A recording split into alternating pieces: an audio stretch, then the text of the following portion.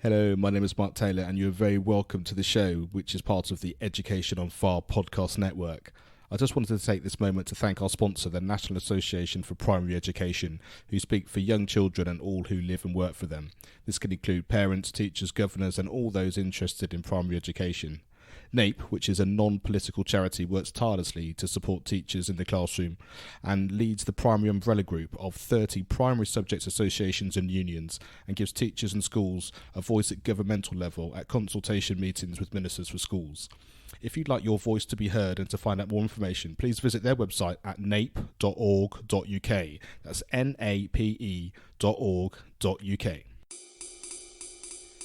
Hello and welcome to the Education on Fire podcast. The place where we share creative and inspiring learning in our schools.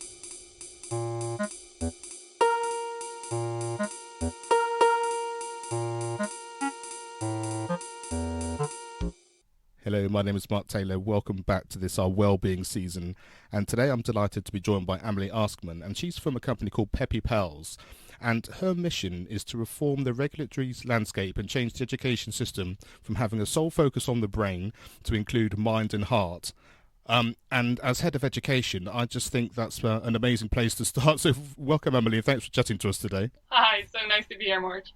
So I know also that education wasn't where your career originally started. So why don't we start with a little bit of your professional background and how you got involved in Peppy Pals from there?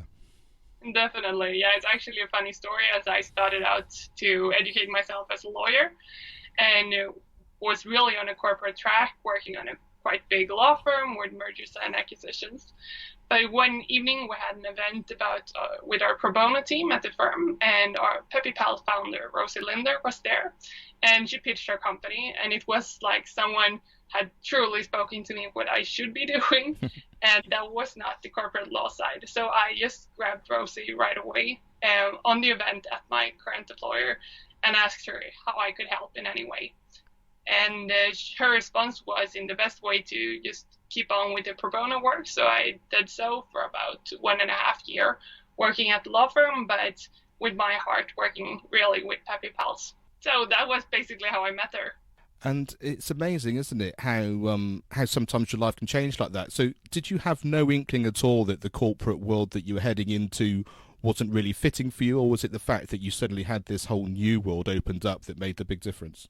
Yeah, that's actually an interesting question, but I think it's the second one. It was like a new world, and I haven't never really felt how I can contribute in something that I think is really important, but this felt like here is something I understand where I want to work with it, because you need to be working with your heart if you want to make a social difference. I think that's very important. You can't just want to make the world a better place. You must understand why and how you want to do it.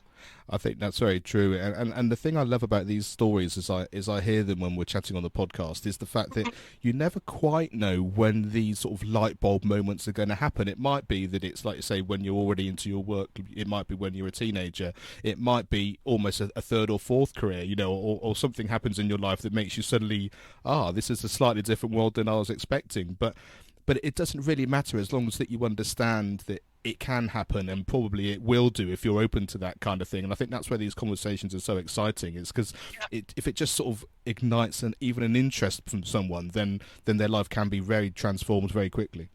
Yeah, I love it. I think it's so cool, and I never thought it would happen to me, but I definitely think it's nice to tell others that it can happen from out of the sky, and it's so cool to welcome it when it comes. So let's get into Peppy Pals. Give us a little bit of a background about what the company is and the kind of things that they're into, and I guess specifically then why it was that you found that it really spoke to you. Yeah, exactly. I think the best way is almost to repeat Rose's pitch, but in my words, and because I hope that will trigger someone else. So then you can just reach out to me, guys. But so Rose is an economist from start, so she had kind of the same story. She was an economist working at a big company, but most and foremost, she was a mother. And as a parent, she really understood the value of what we call social emotional learning, or shortened SEL.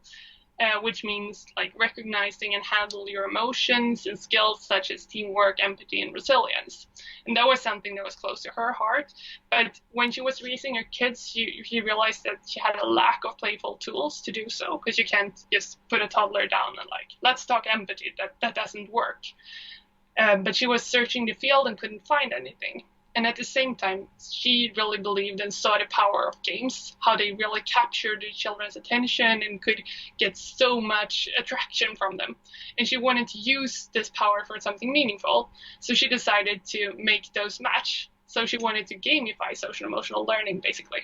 And that really opens up, like you say, that those conversations. I guess that's the key, isn't it? Because like you say, the kind of, and now you're this age and we're going to sit down and chat about how your emotional world is, and that it never really works, especially when you're doing it with children. But to have that kind of almost an infiltration of all this thing, almost without anybody knowing it, then that really is just a great starting point. Yeah, exactly. So I think that was so cool. I mean, without having any gaming experience or developing experience or the psychology side of things, but she just understood that this is a lack that she wanted to fill. So she teamed up with great developers and psychologists and went through this entire process and launched her first app in 2014, actually.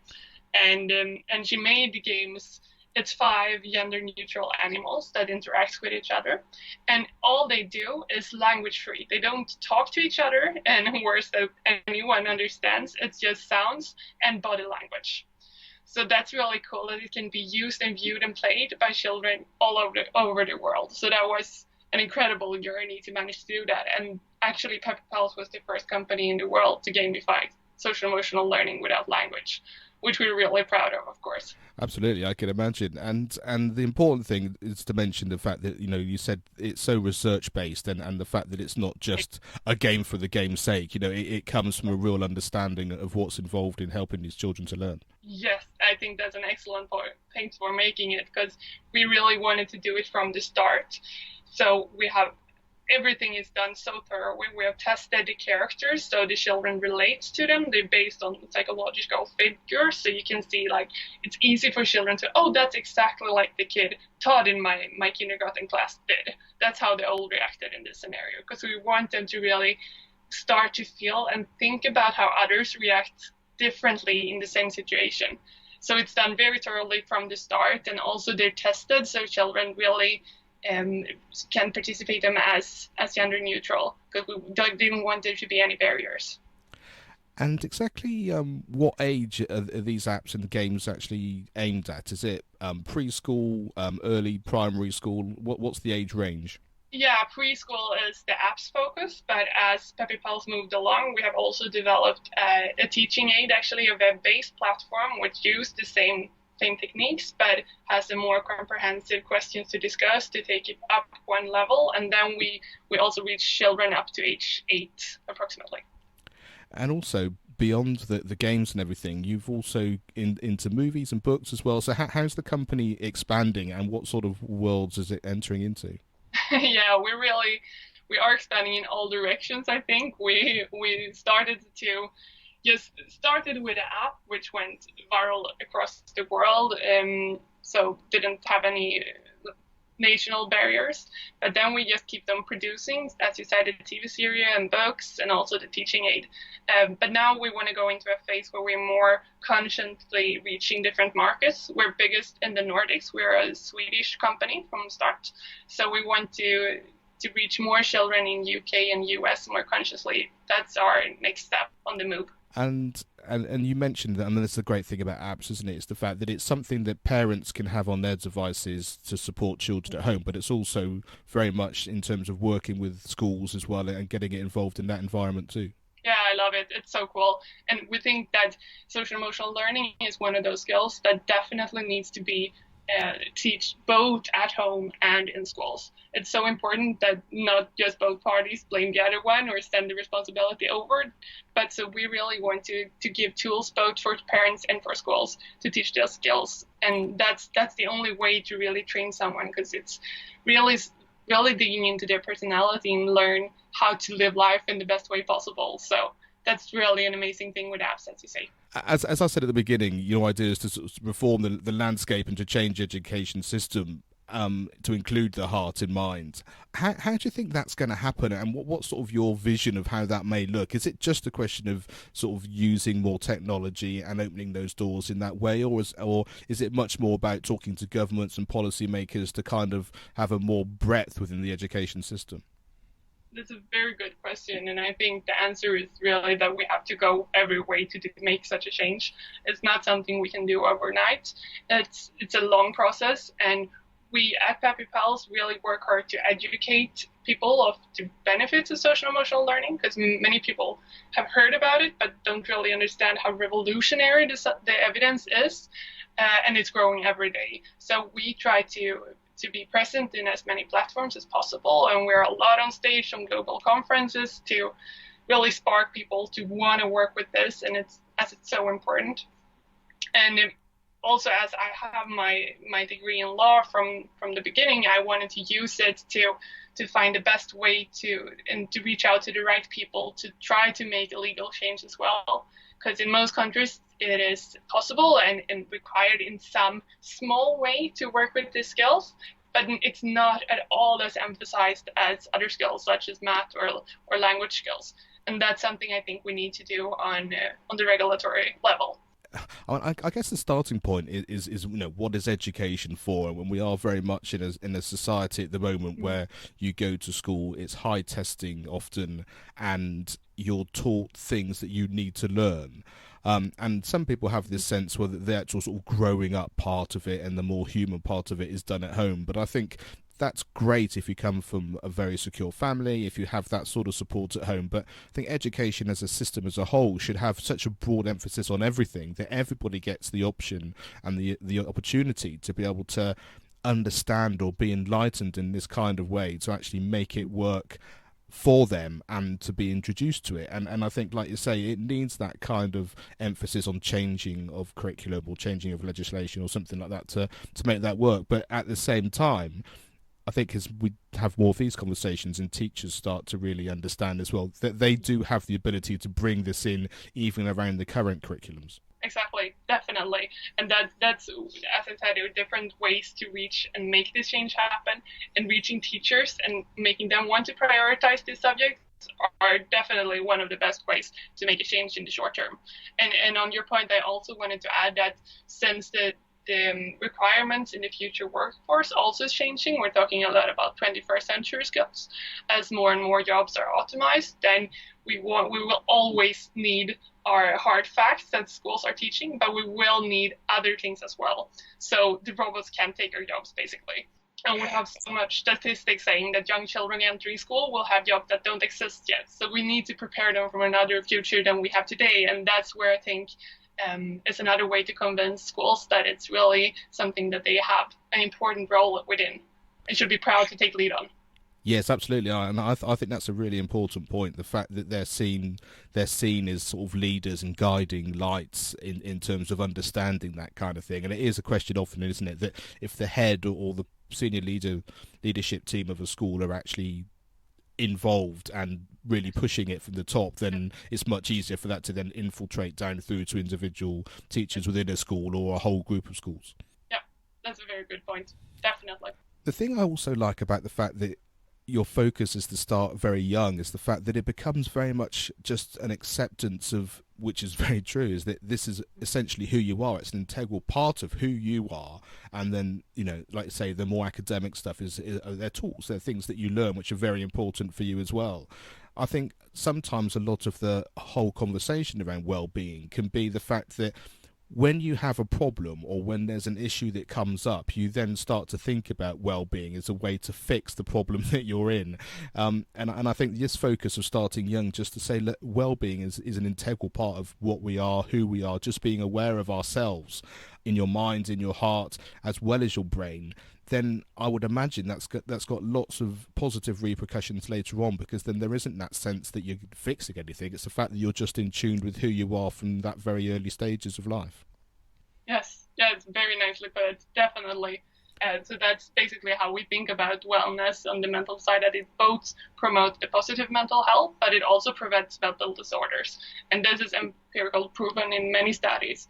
And as you say, it's very natural, because if you, in an early age, manage to train in a very fun and emotional, just be aware of how you can manage your emotion and behaviors, and how you can actively build positive relationships and find for you healthy coping strategies. Of course, that's something that increases your resilience, so it's easier to take mishaps and be better to just deal with life challenges. And you mentioned that obviously you're based in Sweden, and actually you're looking to sort of grow this sort of much more globally. So what sort of team do you have in place? I guess there must be the developers as well as like you would say, talking specifically about education. There must be quite a large team that are there supporting Peppy Pals.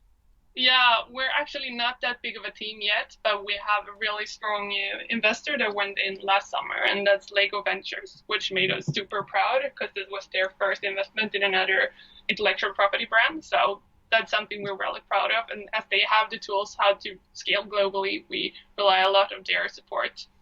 But yes, we definitely have a tool for the educational side as well for the parent side.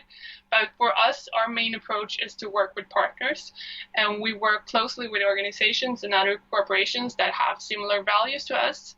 And our goal is to do what we are best at, and everything we're not the best at, we partner to have someone else do it. So that's basically our way of managing to do as much as possible. I think that's it's a very great way of working, and to have someone like Lego involved, who are, well, I know people that work for Lego in different formats, especially through education, and they have a wonderful focus on that and a real understanding of how children work and learn. And I think that's, well, as you said, it's an incredible asset to have, and also with that understanding of how there probably isn't anyone in the world that doesn't know who Lego is, so that's going to be a real positive for you. It's a very nice partner to name drop. So in terms of people wanting to know more and actually being able to get hold of this on their own devices or on their computers, what's the best way for them to go and actually find out? I think the absolutely easiest way to find out more what Peppy Pals really is to go to your app store, if it's iOS or Google Play or Android. We're all on all of them. And our most our newest and best app, I would say, is Peppy Pals Social Skills. So I'd recommend you download it. You can download it for free and just check it out. And of course, you can read more on our website, which is www.peppypals.com. And also, I just wanted to send out a note, if anyone is interested in learning more about social emotional learning, there's a great organization called 6 Seconds, which has so much information and articles and the newest research in the area. So if you want to just deep down in this area, that's a great place to start. That's fantastic. And so the thing to remember is Peppy Pals, but as always, if you go to educationonfire.com/Peppy Pals, then we'll have links to everything that we've talked about and all the social and all the ways to get in contact, and you can investigate more, because I think it's such an incredibly important thing, as we said, that starting at a young age, making it just an integral part of our conversations as children grow up, and us as parents and teachers being aware of all these things, spreading these kind of applications and games and just systems for learning, which I think are just incredibly important. And thank you so much, Amelie, for chatting to me. It's really encouraging to hear that not only are people really so keen and passionate about this type of thing, but there are companies now able to really make a big difference on that global scale. And I think these conversations are just a small way of helping people really understanding that education is changing, and the way that we learn is actually probably becoming more innate and more personal, which is essentially who we are. And I think that's a very positive move. Definitely, I agree. And thank you so much, Mark, for letting me join this chat. It was amazing. Thanks for listening to the Education on Fire podcast. For more information of each episode and to get in touch, go to educationonfire.com. Education is not the filling of a pail, but the lighting of a fire. Do you need help and support in creating and embedding music in your school? If so, we have created Primary Music on Fire to help you with just this, a music membership site that's taking the fear out of teaching music by giving you the step-by-step skills and ongoing support you need to produce lifelong musical memories for you, your school and your pupils. Go to educationonfire.com/primary-music.